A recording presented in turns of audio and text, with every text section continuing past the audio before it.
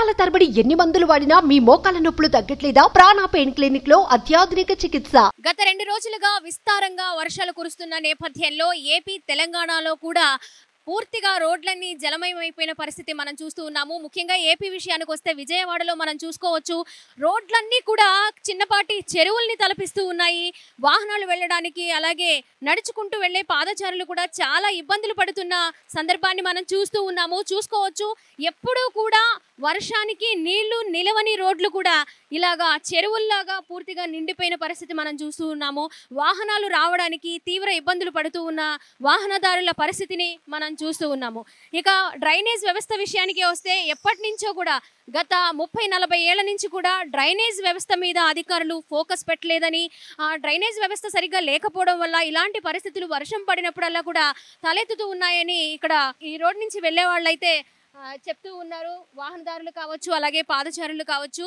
ఇక్కడ మనం చూసుకోవచ్చు, చిన్న చిన్న రోడ్లు అంటే బందర్ రోడ్డు కానివ్వండి, అలాగే బీసెంట్ రోడ్డు కానివ్వండి, వర్షం పడితే మునిగిపోతుంది, చిన్నపాటి వర్షానికే మునిగిపోతుంది అని అందరూ మనకి అందుతూ ఉంటుంది. కానీ ఈ రోడ్లో మాత్రం ఇక్కడ మనకు సంబంధించి సిద్ధార్థ కాలేజ్ దగ్గర ఉన్నాం మనం ప్రస్తుతము. సిద్ధార్థ కాలేజ్ దగ్గర ఏ రోడ్డు చూసినా కూడా పూర్తిగా మునిగిపోయింది. వాహనాలు చూసుకోవచ్చు, ఏదో ఒక చెరువు నుంచో కాలువ నుంచో వస్తున్నట్లుగా మనకి కనిపిస్తూ ఉంది. డ్రైనేజ్ ఏది, గుంట ఏది, రోడ్లు అస్తవ్యస్తంగా ఉన్న పరిస్థితి మనం చూస్తూ ఉన్నాము. రోడ్లు సరిగ్గా లేకపోవడంతో కూడా అధికారులు ఎట్లా ఏ విధంగా త్వరగా చర్యలు చేపడితే బాగుంటుంది అని కూడా ఇక్కడ చెప్తూ ఉన్నారు కొంతమంది. సో ఈ నేపథ్యంలో బయటికి రావడానికి కూడా ఆలోచిస్తూ ఉన్నారు. మనం చూసుకోవచ్చు, నేను వెళుతున్నాను, ఇటు రోడ్డు ఎక్కడ ఉంది, డ్రైనేజ్ ఎలా ఉంది అనేది కూడా పూర్తిగా తెలియడం లేదు. నిండిపోయి ఉంది డ్రైనేజ్ వర్షపు నీటితోటి. ఎవరు కూడా వారి వారి పనుల నిమిత్తం కూడా బయటికి రాని పరిస్థితి. ఇక్కడ మనం చూడండి, ఒక సెల్లార్ చూస్తున్నాం. ఇక్కడ మనం ఒక సెల్లార్ చూస్తున్నాము. సెల్లార్లా లేదు, ఒక పెద్ద చెరువులాగా కనిపిస్తూ ఉంది. పూర్తిగా ఆ విధంగా నిండిపోయి ఉందన్నమాట. ఇక్కడ వర్క్ చేయడానికి కూడా ఎవరు బయటికి రాని పరిస్థితి ప్రస్తుతం మనం చూసుకోవచ్చు. ఎక్కడ వరకు నిండిపోయి ఉంది, పూర్తిగా పోల్స్ అన్నీ కూడా నిండిపోయి ఉన్నాయి.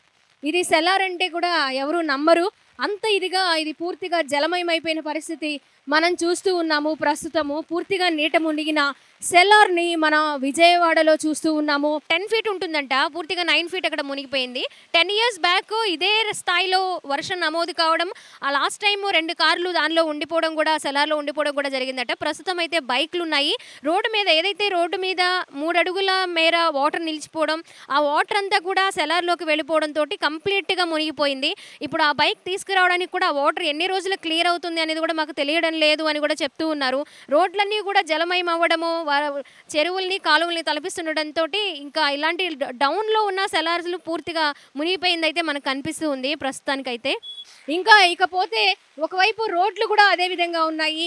ప్రస్తుతం విజయవాడలో రోడ్ల పరిస్థితి కొద్దిగా అగమ్య గోచరంగా ఉండడంతో ఏది డ్రైనేజ్, ఏది గుంత, ఏది రోడ్డు అని కూడా తెలియకుండా కొంచెం పాదచారులు అలాగే వాహనదారులు కూడా ఇబ్బంది పడుతూ ఉన్నారు. ఇంకా రోడ్లు చూడండి, వర్షం అయితే కుండపోతగా కురుస్తూ ఉంది. మార్నింగ్ నుంచి, నిన్నటి 2 రోజుల నుంచి పడుతూ ఉన్నప్పటికీ కూడా నిన్న రాత్రి ఎప్పుడైతే 9 గంటలకి వర్షం పడడం స్టార్ట్ అయిందో అప్పటి నుంచి కూడా కుండపోతగా నాన్ స్టాప్గా వర్షం పడుతూనే ఉంది. రోడ్లన్నీ కూడా పూర్తిగా నిండిపోయి ఉన్నాయి. మరి ఇంకొన్ని రోజులు అంటే ఇంకా 2 రోజులు కూడా ఇదే స్థాయిలో వర్షం పడే అవకాశం ఉందని వాతావరణ శాఖ అధికారులు కూడా తెలియజేయడంతో కొంత భయాందోళనకైతే గురవుతూ ఉన్నారు. ఏదైనా ప్రాబ్లం అంటే పెద్దవాళ్ళు కూడా ఉంటారు, వయసు పైబడిన వాళ్ళు, అనారోగ్యంతో ఉన్న వాళ్ళు ఉంటారు. వాళ్ళని హాస్పిటల్కి తీసుకెళ్లాలన్నా, వాళ్ళకి సడన్గా ఏమైనా వస్తే ఎలా తీసుకువెళ్ళాలి, ఏంటి పరిస్థితి ఎలా ఉంటుంది అని కూడా కొంత భయభ్రాంతులకు గురవుతున్న పరిస్థితి కూడా మనం చూస్తూ ఉన్నాము. వెంటనే డ్రైనేజ్ వ్యవస్థ కూడా క్లియర్ చేయాలని కూడా ఇక్కడ నివాసం ఉంటున్న వాళ్ళు చూస్తూ ఉన్నారు. మరి ఇదే విధంగా వర్షం 2 రోజుల పాటు కురిస్తే ఏ విధంగా ఉంటుంది అనేది కూడా కొంచెం అంతు చిక్కని పరిస్థితి మనకి కనిపిస్తూ ఉంది. కాలికి మోకాళ్ళ లోతు నీరైతే కూడా మనకి కనిపిస్తుంది. ప్రస్తుతం విజయవాడలో ఎంతో మంది, కొన్ని వేల మంది విష జ్వరాల బారిన పడుతూ ఉన్నారు. దోమకాటుకి గురయ్యి రకరకాల జ్వరాలు మనకి ప్రబలుతూ ఉన్నాయి. ఈ నేపథ్యంలో ఇలాంటి వర్షాలు పడినప్పుడు డ్రైనేజ్లో నీళ్లు కూడా రోడ్ల మీదకి రావడంతో ఈ దోమలు కూడా ఎక్కువ ఎక్కువగా ప్రబలే అవకాశం ఉంది. ఎక్కువగా ప్రజలు అనారోగ్యానికి గురయ్యే అవకాశం ఉండడంతో తగు జాగ్రత్తలు కూడా తీసుకోవాలని వైద్య ఆరోగ్య శాఖ అధికారులు, అలాగే వాతావరణ శాఖ అధికారులు కూడా మనకి సమాచారం అందిస్తుండడం, జాగ్రత్తలు తీసుకోవాలని తెలియజేయడం కూడా జరుగుతుంది. ప్రస్తుతం విజయవాడలో కుండపోతగా కురుస్తున్న భారీ వర్షానికి సంబంధించిన సమాచారం ఇది. నిన్న రాత్రి నుంచి కూడా వర్షం ఇదే స్థాయిలో పడుతూ ఉంది. మరి నాన్ స్టాప్కి ఇలా పడుతుండటంతో ప్రస్తుతం ఏ రోడ్డు చూసినా కూడా చెరువే, ఏ రోడ్డు చూసినా కూడా కాలువనే తలపిస్తూ ఉంది. ప్రస్తుతం పరిస్థితి ఇలా కనిపిస్తూ ఉంది. రోడ్ల వల్ల మాకు చాలా ఇబ్బందిగా ఉంటుందండి. ఇక్కడ వాటర్ నిలిచిపోయి దోమలు బాగా ఇబ్బంది అండి. ఎవ్రీ టైం ఇదే. అది రాత్రి నుంచి పడుతుంది వాన కంటిన్యూస్గా. మేము ఆఫీసు అది దగ్గర ఒక 10 అడుగులు ఉంటుంది. అది వాటర్ మొత్తం మునిగిపోయింది. ఆ వాటర్ మొత్తం మా ఆఫీసుల్లోకి వచ్చేసి మొత్తం డస్ట్ వచ్చేస్తుంది. ఆ డ్రైనేజ్ కూడా అలా బ్లాక్ అయిపోయి ఉన్నాయి.